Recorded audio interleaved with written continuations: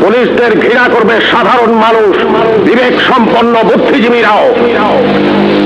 আপনারা সবাই ভুলে যাবেন AK-47 মতো মারাত্মক অস্ত্র পাওয়া গিয়েছিল আসামিদের কাছে।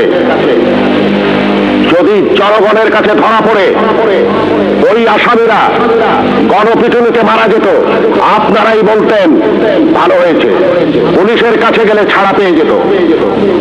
একটা কথা মনে রাখবেন, পুলিশ কখনো আসামি ছাড়ে না।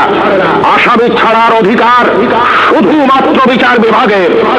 বলুন তো, AK-47 মতো রাইফেল কেন এদেশে আসবে, যা শুধু যুদ্ধক্ষেত্রে ব্যবহৃত হবে? কেন AK-47 বাংলাদেশে আসছে? কিসের আলামত? 9 শুটার বন্দুক কেন টিসিবির মাধ্যমে হাজার হাজার বন্দুক সাধারণ মানুষের হাতে তুলে দেওয়া হচ্ছে? কেন? কে জবাব দেবে? এই 9